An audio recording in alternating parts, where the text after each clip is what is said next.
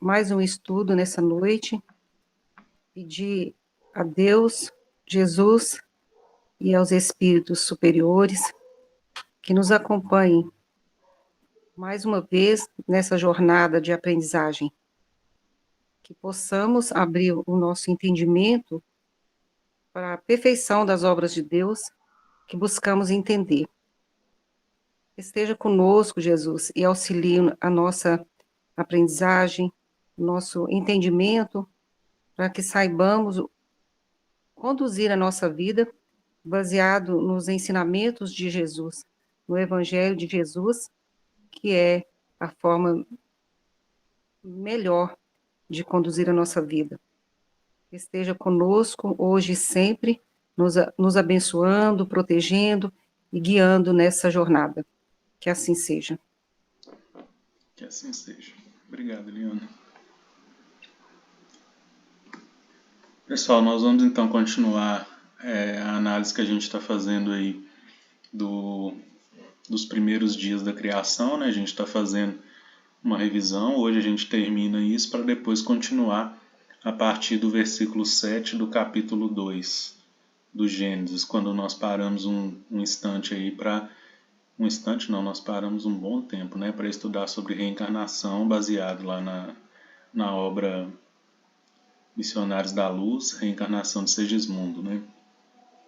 E já tem umas 4 semanas, 5, que nós estamos então fazendo essa revisita aí aos primeiros dias da criação, os 7 dias clássicos, né? Para a gente relembrar todos os pontos importantes que servem para nós de base, né? O Gênesis, ele é a base de todo o ensino bíblico, de todo o estudo.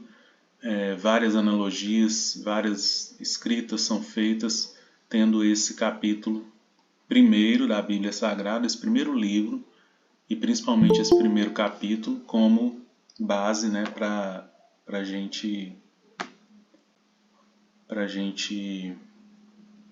de estudo, né, base de estudo e de várias outras coisas. Então, quando a Eliana fala para nós na prece Evangelho, né, o Gênesis também é o Evangelho, porque, como nós já vimos, uma das coisas que nós até revisitamos foi a questão do próprio Jesus ter criado, né, o nosso planeta, como já é de conhecimento da doutrina espírita, mas no Gênesis fica claro para nós quando nós fazemos essa analogia, então, da criação da luz, com o capítulo 1 do Evangelho de João, tudo aquilo que nós já estudamos aqui. Bom, nós então passamos pelos 5, né, e fomos até o 6º dia da criação. Nós vimos alguns pontos importantes, nós destacamos algumas relações do texto bíblico com o Evangelho, com a ciência. Na última semana, nós fizemos alguns apontamentos a respeito do princípio inteligente, os elementos gerais do universo, né, com base no Livro dos Espíritos.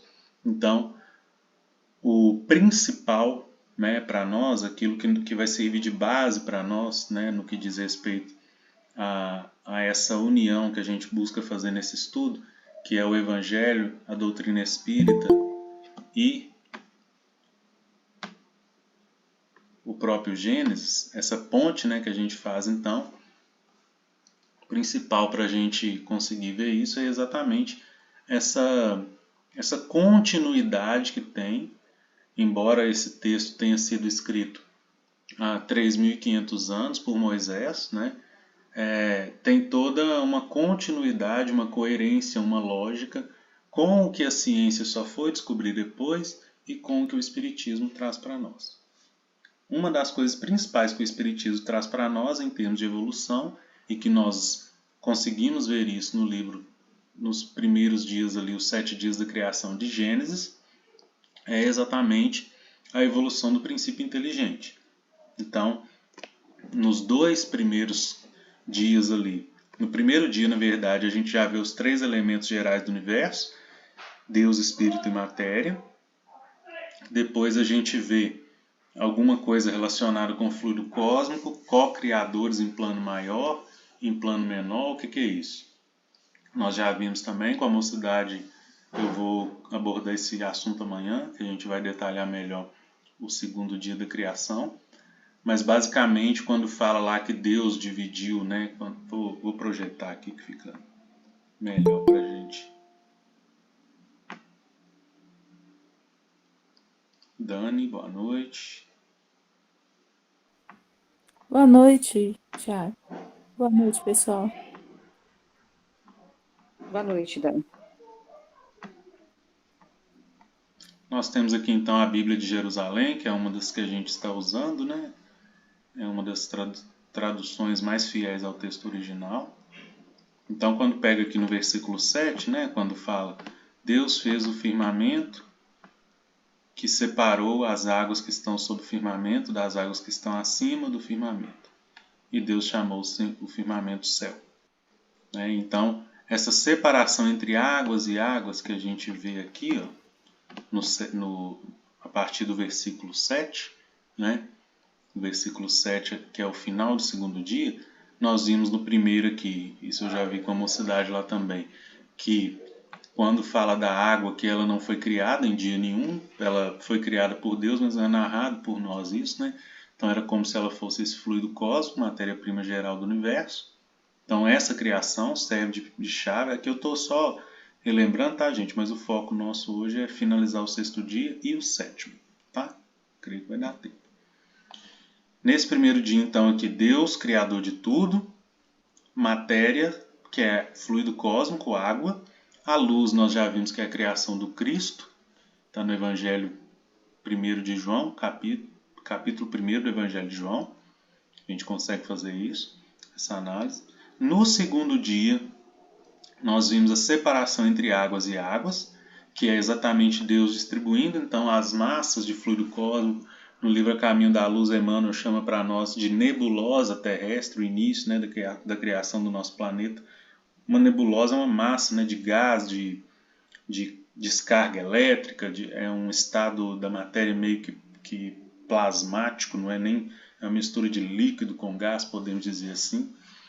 Essa massa, então, de fluido cósmico é distribuída, que é a separação entre águas e águas, e a partir daí começa um processo de criação dos co-criadores em plano maior. O co-criador, né? O que é co-criador? Aquele que cria junto com Deus. Em plano maior, porque ele cria coisas em dimensões maiores. É o exemplo de Jesus que criou o nosso planeta Terra. Então, Jesus cria o nosso planeta e o ateste que a gente tem disso é porque até o segundo dia houve uma tarde e uma manhã e o segundo dia, né? Não tem a frase clássica que tem a partir do terceiro. No terceiro dia, do terceiro dia em diante, Deus viu que era bom. Então tem no terceiro, no quarto, no quinto, no sexto. Ou seja, primeiro e segundo dia narra para nós uma criação geral onde Deus atua diretamente. Do terceiro em diante, né, aí está falando do início, né, da produção do nosso planeta Terra. Começa aqui, ó. Deus disse que as águas que estão sob o céu se reúnam numa só massa, que apareça o continente, né? A gente viu isso aqui, que na ciência já é mostrado que no início não tinha os 5 continentes separados que nós temos hoje, mas um grande continente chamado Pangeia, né? E aqui na Bíblia traz o continente, então traz no singular. Então é a criação do nosso globo, o início, né? Criação de mares, de terras, aí aqui está falando, né? Quando fala da água mesmo, água não fluido cósmico, aí dá o nome de mares, que é o que a gente viu, e Deus viu que isso era bom. Quer dizer, a partir do terceiro dia, Deus dá uma ordem, Jesus executa e Deus vê que é bom. Se fosse Deus criando diretamente, já era bom. Ele não precisava ver que o que ele mesmo fez era bom. Então o ateste que Deus dá é porque tinha alguém fazer. Tá? Ô, gente, vocês podem interromper aí quando vocês quiserem, né? Pode, quiser comentar. Meninos aí também, da mocidade. Se deixar eu vou falando aqui. E é bom que eu paro para beber água e minha boca não seca.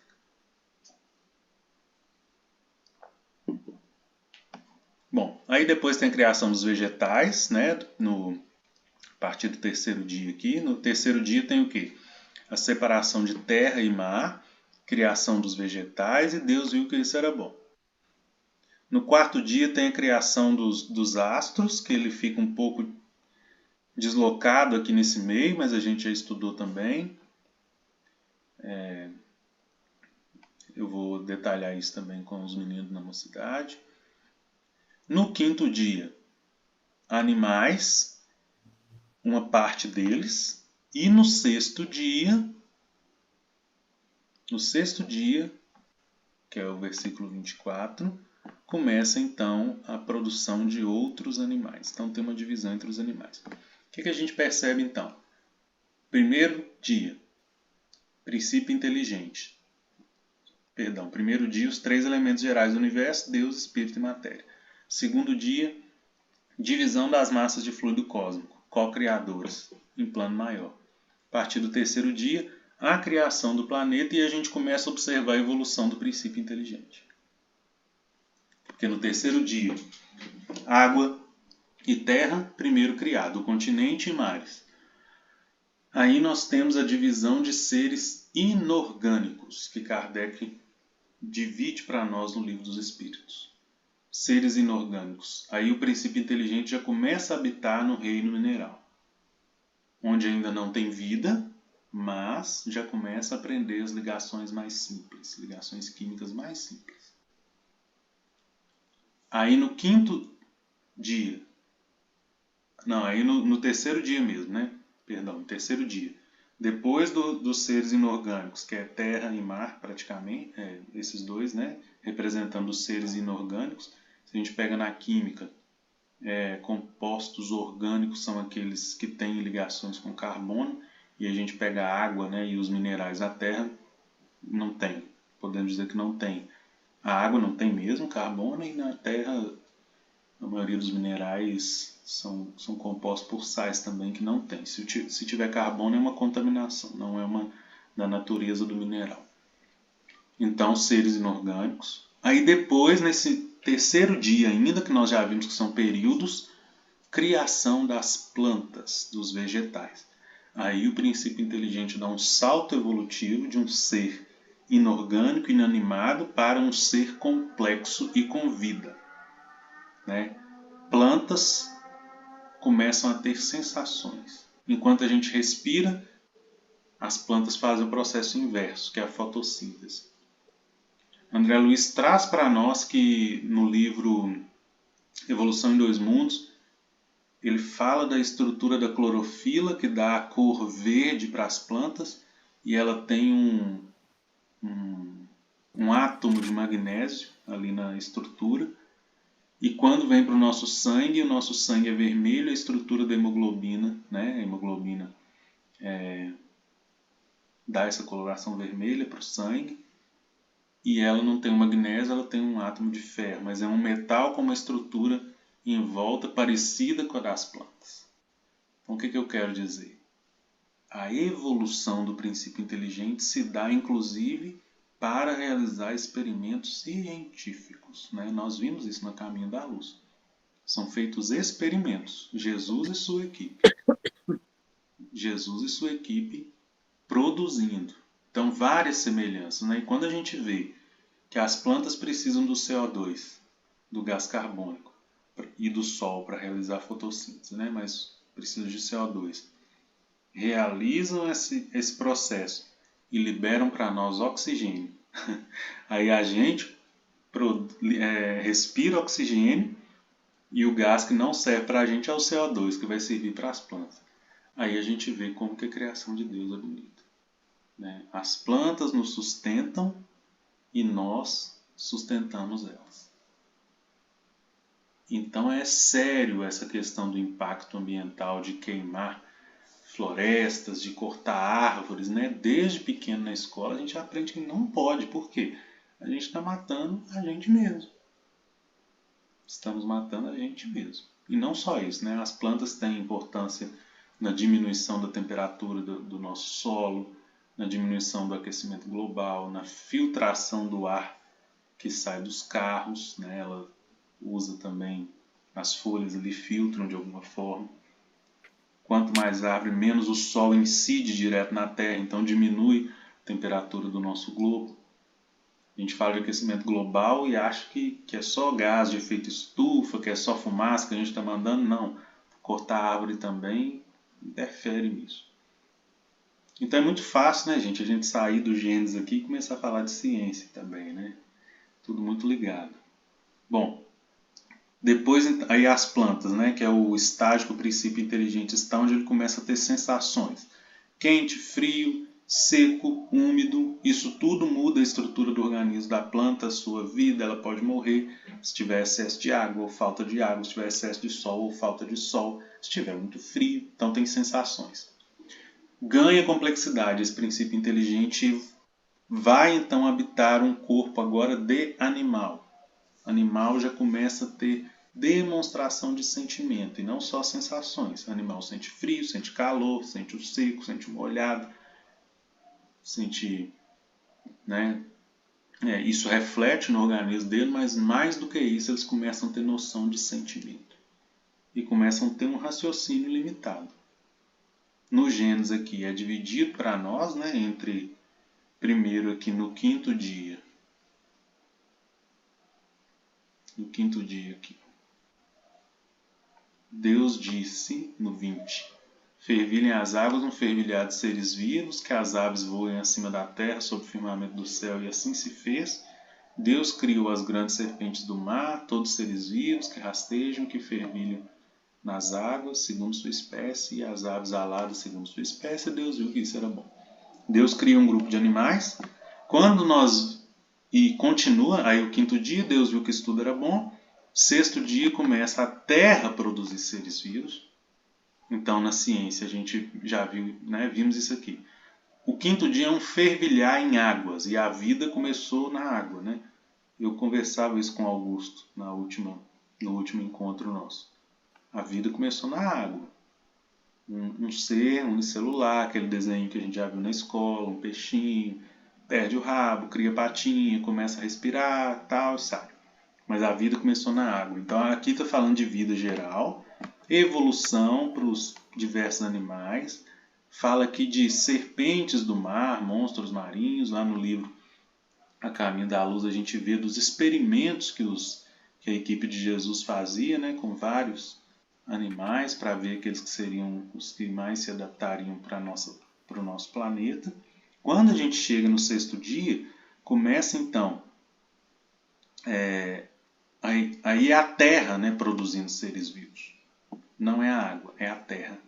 Então está falando para nós daqueles animais que já estão mais próximos de nós. Os domésticos são os animais próximos do homem que estão dentro de casa. Os répteis são os animais que estão próximos do homem, mas ao redor, né, nos terrenos baldios. Aí tem cobras, lagartos, tem calango, tem esses animais que estão nos terrenos, né, no nosso quintal, nas nossas imediações. E as feras são os animais domésticos dos selvagens. Então, tribos indígenas que têm contato com onças, leões, não só tribos indígenas, né, mas outras tribos nativas aí de vários locais, né, que têm contatos com essas feras, é como se fosse um animal doméstico delas. Então, tem uma divisão entre os animais mais distantes dos homens e os animais mais próximos. Isso também é evolução do princípio inteligente, que depois que sai das plantas vai para os animais mais grosseiros, aprende a questão das sensações e para desenvolver o sentimento antes de se tornar espírito, habita nos animais domésticos. Como que é essa sequência? Ainda não temos referências sobre isso. Isso é uma dedução lógica que a gente faz no sentido de evolução. Não temos referências. Tem estudiosos, tem pessoas que falam que acharam, que normalizaram essa ideia, podemos dizer assim. Foi uma convenção. Ainda não tem muito livro assim, de confiança, né? Não é de confiança, mas livro de impacto assim, que fala para nós que é isso. No Livro dos Espíritos não tem, obra de Chico, que eu saiba, não tem assim ainda e uma referência, então a gente sempre tem um cuidado de falar aqui que é um raciocínio lógico, que acaba fazendo sentido, né, gente? Os animais domésticos, perto da gente ali, eles aprendem coisas. Já demos vários exemplos aqui, né? Bom, aí, depois dos animais domésticos, vem então,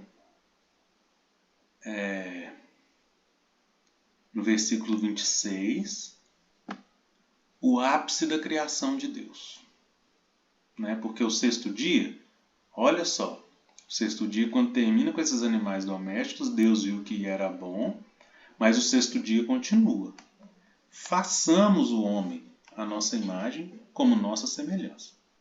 Nós destacamos aqui o plural, que mostra para nós que Deus não estava atuando sozinho. Né? Enquanto Deus viu que era bom, ele dava a ordem, Jesus executava e Deus viu que era bom. Para a criação do homem, esse façamos aqui é Deus como se estivesse do lado, dando uma atenção maior. Nós agora, não é só eu dar a ordem e você fazer. Nós vamos fazer o homem à nossa imagem, como nossa semelhança.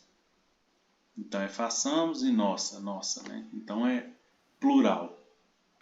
Aí é uma criação conjunta e direta de Deus com Jesus e sua equipe. Nós falamos sobre esse dominar, que o homem domine sobre peixes, aves, animais domésticos. Esse dominar, né? Ele tem o sentido de coordenação, porque nós somos a espécie, embora às vezes não pareça, né, gente? Nós somos a espécie mais racional que tem no nosso planeta, mas tem vezes que a gente faz coisas que os animais nunca fariam. É por isso que eu gosto muito de admirar os animais. Então, tem esse domínio, mas o dominar sobre também tem um sentido espiritual. Que a partir do momento que a gente entra nesse processo que nós vimos lá no Livro dos Espíritos, né, que é chamado de humanização, aí quando sai do animal e vem para o homem, o princípio inteligente se torna espírito. Né? Então, é o processo de humanização. Nesse processo de humanização, o que nós temos que fazer é dominar os nossos instintos animais. Para começarmos a ter, não instinto, mas decisões acertadas com a lei de Deus. Então é deixar de lado o instinto, porque o animal age por instinto. Instinto é basicamente fazer o necessário para suas necessidades fisiológicas. Alimentação, excreção, reprodução, sono. Né? Então o homem é mais do que isso. Ele tem que dominar sobre esses 4 aspectos que, se a gente for ver, talvez sejam a base dos vícios todos que nós temos. Alimentação excessiva, sexo desregrado, em excesso, sem o sentido nobre, né? Aí talvez saia disso, né? A excreção, que é mais uma consequência, né? Vamos dizer assim, então essa não chega a ser vício. Mas, e aí vem a questão do sono, né? Que também é uma necessidade fisiológica, que tem a ver com a ação, com o trabalho. Não é que não devemos dormir, mas é até um dos pecados capitais é a preguiça. Quando a gente lembra de preguiça, é cama, né? Ficar inerte lá, sem fazer nada. Então, dessas 4 necessidades que falamos aqui, se a gente for pegar alimentação, sexualidade e necessidade do sono, que tem a ver com o trabalho, e o sono, né, excessivo, ele é doença, ou ele está mostrando para nós que é um excesso de cansaço, que a gente pode estar abusando também das nossas energias. Isso aconteceu com Kardec, né? Teve um momento que ele teve que parar. Senão ele ia desencarnar de tanto trabalhar no projeto do Livro dos Espíritos. Teve que dar uma pausa. Né? Então tem os 2 aspectos. O sono em excesso representa a inércia, né? Não é nem o sono, mas o deitar na cama, ficar na cama muito tempo, a inércia de não realizar algo produtivo, ou o excesso também, que gera um cansaço excessivo. O homem tem que dominar sobre essas ações. Por quê? Os animais fazendo isso por instinto nunca fazem em excesso. Então, o animal, ele come enquanto ele consegue. Ele come quando ele vê comida, ele vai comendo, ele sabe que aquilo é bom. Às vezes faz de forma desregrada, mas a maioria das vezes come o que precisa. Entrou no cio, tem que reproduzir. Aí faz de tudo. Não chega perto de animal que estiver no processo de procriação no cio e alimentando. Nem do seu animal dócil. Porque ele vai defender aquele momento com a vida. Você chegou perto, ele vai achar que você está atrapalhando e vai te atacar. Ele não quer nem saber porque é instinto dele. Instinto de perpetuar a sua espécie. E se nasce um ser defeituoso, a mãe, animal ou o pai mata, elimina, porque é um risco para a perpetuação da sua espécie. Animal entende de genética, de DNA, que se deixar um ser ali defeituoso, esse ser defeituoso pode gerar outros defeituosos e comprometer a sua espécie. Não entende, animal não entende, mas tem o instinto. O homem não. O homem, quando mata outro semelhante, é por egoísmo. Nenhum homem tem o direito de matar outro da sua espécie, por nenhuma razão. Porque o homem, ao contrário dos animais, tem a consciência de que é Deus que dá a vida e só cabe a ele tirar.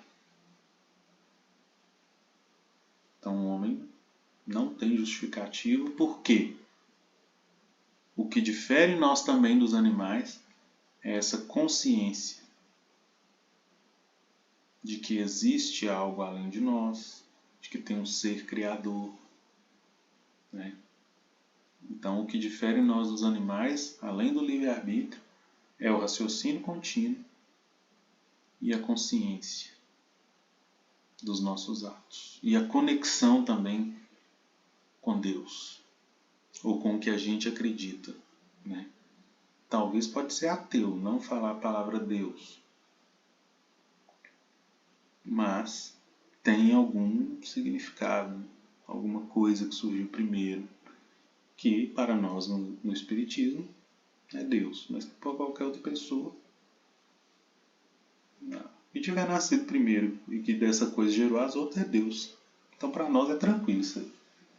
Do nosso ponto de vista não existe ateísmo e nem agnóstico, não existe para nós.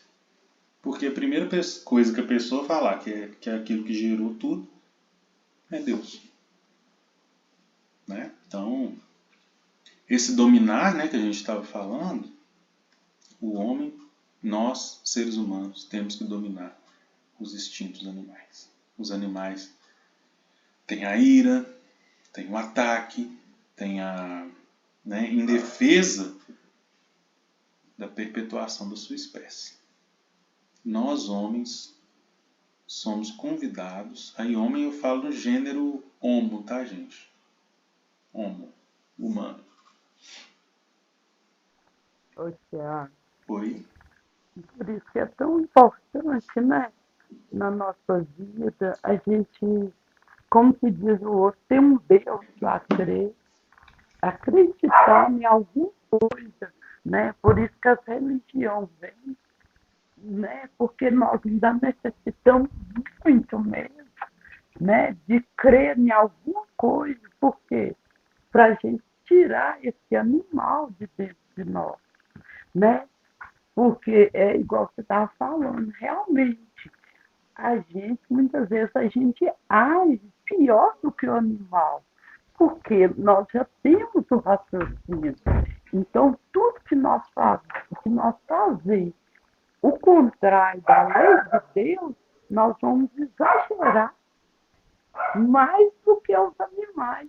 Por isso que muitas vezes a gente vê pessoas fazendo absurdos que os próprios animais não fazem.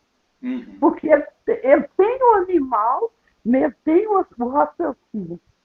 Né? Então ele vai exagerar. Sim. Não é? Potencializa, né? Isso. Isso mesmo. Alguém quer continuar? Então, ouvindo a dona Silvia falar, né, junto com o raciocínio, infelizmente, vem vários defeitos, né, vamos dizer assim, vários sentimentos ruins também. Vem a raiva, vem a mágoa, vem a soberba, né? Junto com o raciocínio que Deus nos Uhum. deu, vem umas coisas ruins que cabe a nós, né, segundo o nosso livre-arbítrio, deixar aflorar ou não. Mas quando se fala aí, principalmente, né, ninguém, nenhum homem tem o direito de tirar a vida de nenhum outro. Realmente, mas diante de tantas coisas que acontecem, vez por outra passa na cabeça da gente, né? Uhum. Nossa, desse eu matava. Sim. Infelizmente, o raciocínio não dá essa possibilidade de ver, né, a maldade dos outros, é, tudo que tem de ruim nos outros dá para a gente perceber, né? Apesar que o Sim. animal, ele pressente, né, Tiago? O Uhum. animal, ele tem um intuito, né, de quando alguém aproxima e quer matar e tudo, então ele ataca por quê? Para se defender. É o instinto de defesa. Ele é o instinto de defesa. Agora, na gente, é o raciocínio que está aguçado, né? Aí a Uhum. gente vai e comete, como muitos cometem os desvarios aí de tirar a vida, de fazer maldade, desperta na gente também esse raciocínio, né? Nos permite enxergar essas coisas, né? Sim, porque nós também temos uma carga, né, Eliana, de pensamentos, de ações que nós já fizemos.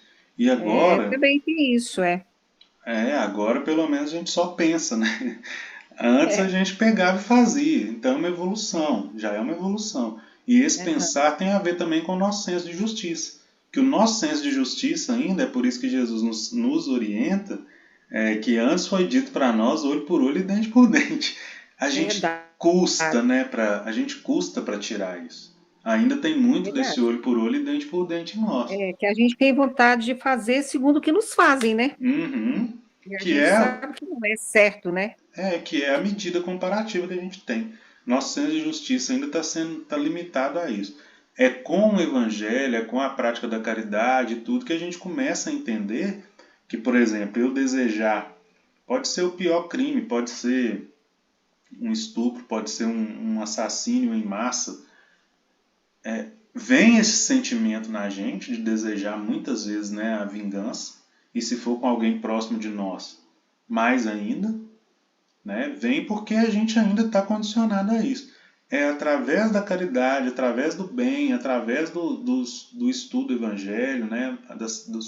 Das palavras de Jesus, que a gente consegue evoluir ao ponto de entender que existe uma justiça muito mais perfeita do que a nossa, que é a justiça de Deus. Então, na verdade, quando eu desejo, né, a vingança, eu desejo um mal para o outro e pagar com a mesma moeda, inconscientemente, né, eu estou trazendo ali reminiscências de que o meu conceito de justiça ainda é um pouco limitado. Já evoluiu, mas precisa evoluir mais. Né? Porque Jesus, o princípio de justiça dele era assim. Quando o sacerdote, né, desfere-lhe um tapa no rosto, ele não deixa barato, ele interpela. Por quê? Por que você está fazendo isso comigo? Se eu não te fiz nada. Né? Então Jesus não é que ele aceitava tudo, que é o nosso exemplo, né? Ele não aceitava tudo. Mas muitas das ações de Jesus teve que ser pautada no exemplo para ele mostrar que aquilo que ele pregava era o que ele fazia. E mesmo assim ele não tinha a natureza do revide, da vingança. Então, é, quando, quando tem a escolha entre Jesus e Barrabás, a multidão, né, que aí na doutrina espírita traz para nós que é um dos exemplos ali de obsessão coletiva, né? Mate Jesus e solte o Barrabás, que é a gente escolhendo que é o mal para nós e abdicando do Cristo, né? Quando tem aquilo ali, a justiça de Jesus, que é a justiça divina, faz ele pensar: Pai, perdoa-lhes, porque eles não sabem o que fazem. Quer dizer, é ignorância nossa. Então é aquele nível de justiça que não deseja pagar com a mesma moeda. Por quê? Pagar com a mesma moeda não vai servir de aprendizado, né? É o amor, é o perdão, é o exemplo que constrange. Quando a gente, o dar a outra face é esse sentido. Não é a gente aceitar, mas é você mostrar que a sua atitude é diferente do agressor. Aí, nossa, aí o agressor fica com vergonha. Ele não consegue continuar, e se continuar, já é porque é uma criatura ainda mais debilitada, que deixa o ódio tomar conta. Se for uma criatura normal, ela fica constrangida e serve de lição. É o exemplo com Gandhi, né? Quando ele apanha e o soldado dá uma bufetada no rosto, ele cai e levanta de novo e tenta andar e não revida e toma outra e repete o processo. Aí ele quase cambaleando, quase desmaiando, levanta e vai de novo e o soldado tenta ir, mas fala: quem que te ensinou a ser covarde desse jeito? Aí Gandhi fala: esse mesmo que você chama de Jesus e que está carregando aí no seu peito. Gente, se Gandhi tivesse revidado, aquele soldado aprenderia que o revide valia a pena, que a força bruta valia a pena. Mas com essa resposta, que Gandhi dá um exemplo para um cristão, eu duvido que aquele soldado levantou a mão para desferir um golpe covarde de novo contra alguém. E se fez, ele lembrou da face de Gandhi e do exemplo. Quer dizer, o amor constrange. Constrange. E é o que Jesus ensina. Então, o dominar também passa por isso, né? Por quê? O que eu faço quando... O que um cachorro faz quando eu agrido ele? Né? Ele se defende Ele tem o impulso de te atacar, né, de naturalmente. atacar. Isso é instinto. Para nós que temos consciência de Deus, nós sabemos que existe uma justiça infalível, que é a divina. Então, para nós, o revide, o pagar com a mesma moeda, o olho por olho e dente por dente, ele não se aplica. Né? Aqui, E Tiago fala, Deus criou o homem à sua imagem. A imagem de é Deus, ele os criou para perfeito, sermos como ele, perfeitos, né? perfeito. Mas que é para até chegar lá é muita coisa, né? É Ele muita criou coisa. para ser, mas não quer dizer que a gente é, né? Claro. Isso, é muita coisa. E é mostrado para nós aqui. É perfeita a sua colocação, porque essa evolução toda que está mostrando para nós dos genes aqui dos 7 dias é a evolução do princípio inteligente até se tornar espírito. Então, os homens, né, que a gente chama os rudimentares, homens das cavernas, olha como que era agressivo, gente. Era igual um animal, né? Sim, Resolvia na pancada e chegava na época da procriação. Tem os desenhos, né, que pegava a mulher pelo cabelo e arrastava, aquilo acontecia, vocês acreditam? E chegasse perto e tentasse interferir para você ver. Tem um desenho, é o do Pica-Pau. O Pica-Pau viaja no tempo e ele chega num momento do tempo lá que tava com isso, né? Tava, lógico, o desenho não mostra que era um ritual para acasalamento, podemos até dizer acasalamento, porque o homem ainda é praticamente um animal, então tem um homem da caverna lá arrastando a mulher, e o pica-pau vai para defender a mulher, né? Acerta lá o cucuruto do homem, aí a mulher pega o tacape do parceiro e dá no pica-pau. Ela defende porque ela concordava com aquilo ali. Era o momento, né, de era um ritual, podemos dizer assim, né? Então, no princípio, a gente era muito extinto ainda, né? Na natureza não se dá salto. E se nós formos pensar o ser humano, né? Essa espécie que domina hoje, que é o Homo sapiens, e, gente, é só 200 mil anos. Por uma criação do nosso planeta que já tem 4,5 bilhões. Então tem pouquíssimo tempo, né, que a gente começou a evoluir, pelo menos aqui nesse planeta, como ser humano. Pouquíssimo tempo. Estamos aprendendo ainda. E vamos passando por esses planetas aí até chegar lá no Isso, espiritual ditosos mesmo, e né? felizes, né? Isso aí. Angélicos, melhor dizendo, o último. Aham. Angélicos, né? Quando a gente pega, Exatamente. então, Jesus, que aí é 2.000 anos, veja, o homem 200 mil anos, Jesus 2.000 anos só que teve aqui, né? É muito pouco, então a gente está aprendendo ainda. O negócio é que no sentido do bem, quando a gente começa a ir para o sentido do bem, a gente evolui mais rápido, né? Então o mal a gente ainda demora porque exatamente por esse revide que a gente comentou, Eliana, essa vingança, ela vai virando uma bola de neve, reencarna, revida, e o outro acha que foi injustiçado, revida. E vai, vai, vai. Quando alguém cessa isso, para e começa a fazer o bem, aí as coisas fluem, né? Então a Uhum. gente demora muito tempo no mal. Quando a gente Verdade. começa a fazer o bem, aí é rápido, né? Vocês lembram dos O mal para gráficos? sair de nós é cruel. É. É porque somos imperfeitos. Vocês lembram da Covid, na época da Covid, que mostrava no jornal o gráfico de evolução do vírus? Né? Quando tinha poucas pessoas contaminadas, aí ia passando para poucas pessoas e tal. Ele era uma linhazinha que ia subindo devagar. Quando chegava num determinado número de contaminação, que, por exemplo, 50 já conseguia contaminar outros 3, aí ia para 150, dava um salto. Então fazia assim, ó, Uhum. ia quase que uma linha reta, começava a subir, chegava um momento lá que dava um salto, explodia, né? Era quando a gente fazia os lockdowns, aquela corrida toda, né? É uma curva exponencial que a gente chama. Com o bem é assim. Enquanto a gente está no mal, a gente não sobe, a gente não evolui. A gente continua. Continua, porque vai fazendo a mesma coisa. Você começa a fazer o bem, opa, o bem não gera revide. O bem te dá a oportunidade de continuar, de prosseguir. E você vai contaminando ao seu redor com o bem. Aí você não vai contaminando, você vai purificando, né? Com o bem. E numa medida em que o bem vai sendo feito em coletividade, é o avanço geral, a subida, a ascensão. Então o tempo que a gente demora é no mal. Depois a gente gosta de fazer o bem. Gente, finaliza então o sexto dia. Deus viu, versículo 31, em que tudo que tinha feito era muito bom, né? Quando chega no homem, era muito bom. Nós somos a criação perfeita de Deus. O nosso organismo humano é uma máquina inexplicável de perfeição.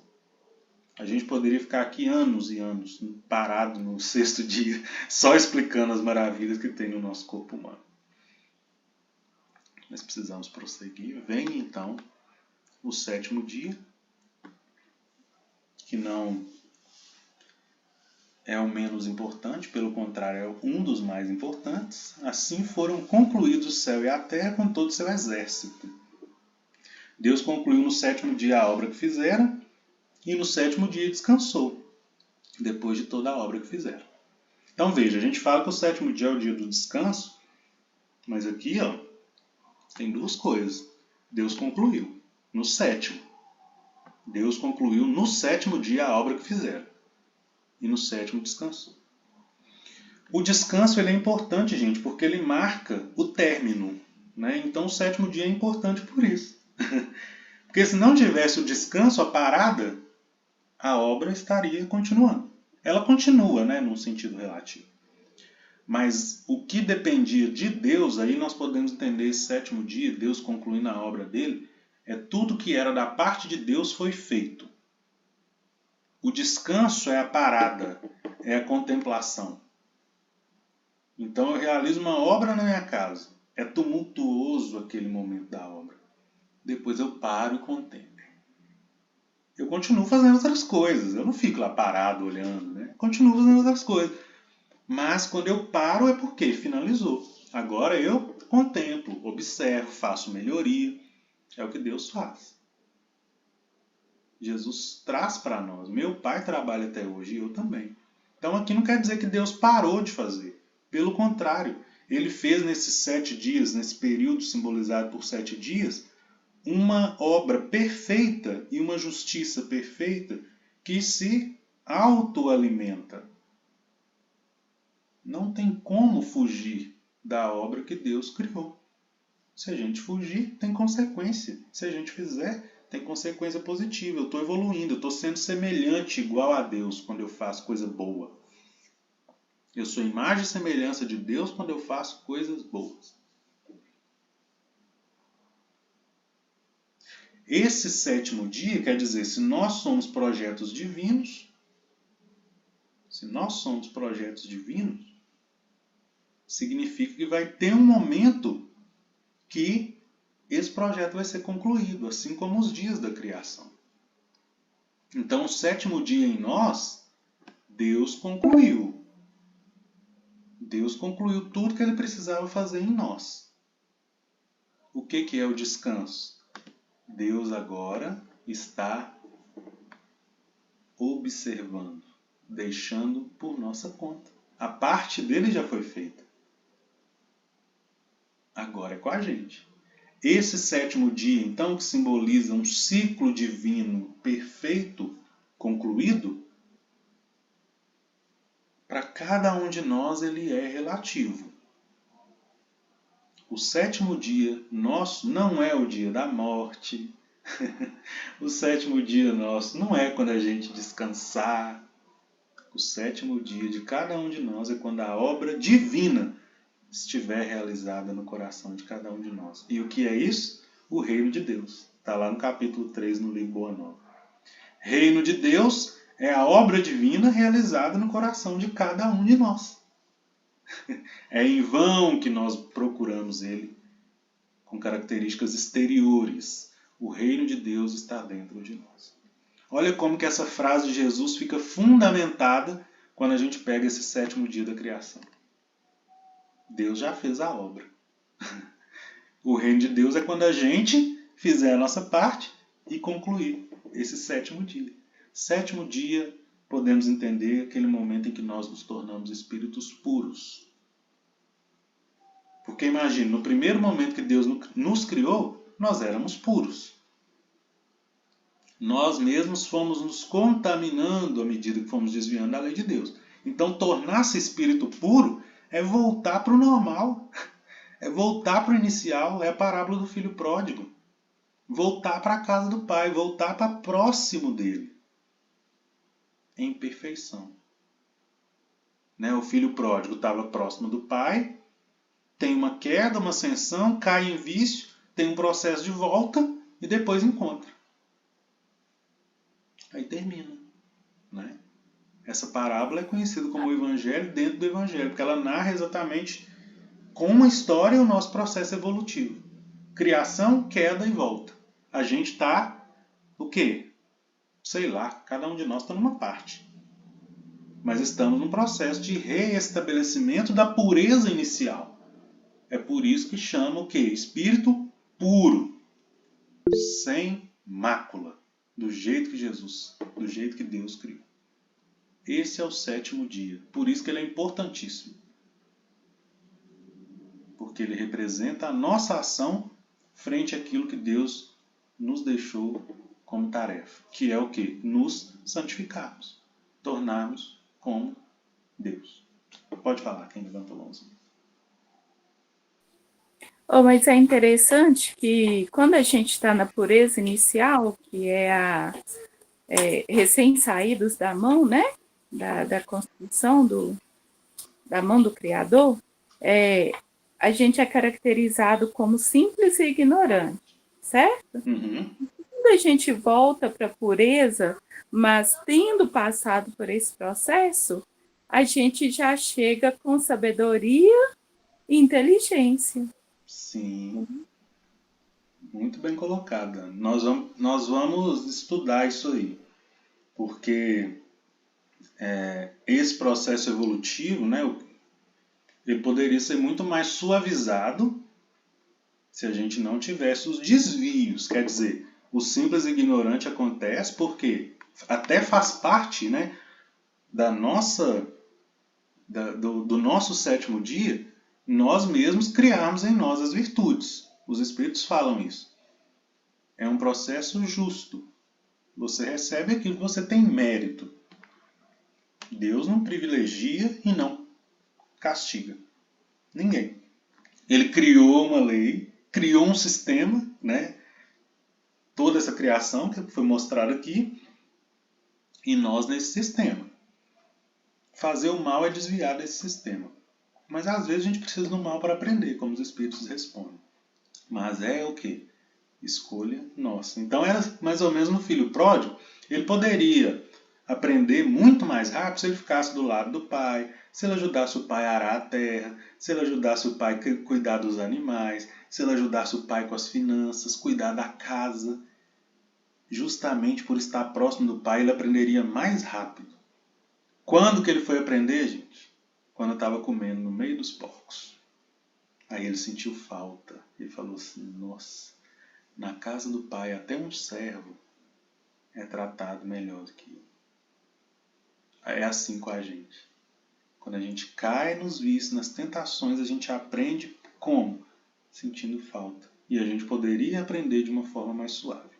Nós vamos ver isso depois de Adão e Eva e tal. Mas muito bem colocado. Gente, deu 8 horas. Eu ia falar dos números hoje, mas a discussão foi muito boa.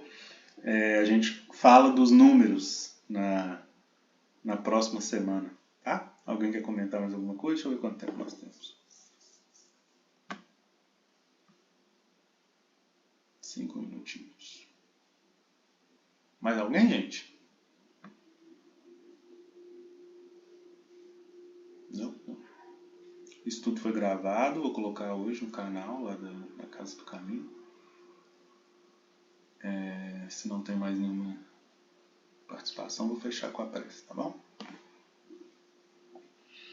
Deus soberano e justo, Jesus, mestre e amigo, obrigado por mais essa oportunidade, por ter cuidado de nós durante esse estudo, por ter cuidado de nós na nossa vida, por ter realizado um milagre em cada um de nós nesse dia, em todos os outros.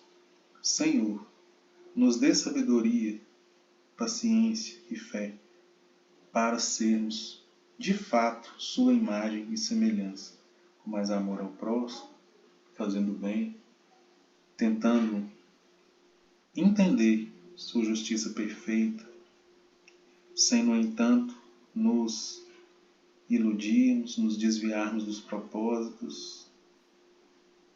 Senhor, diante de todas as bênçãos, só temos a agradecer e pedir que a sua paz esteja nos nossos lares, na nossa vizinhança e todos os locais onde há dor e sofrimento.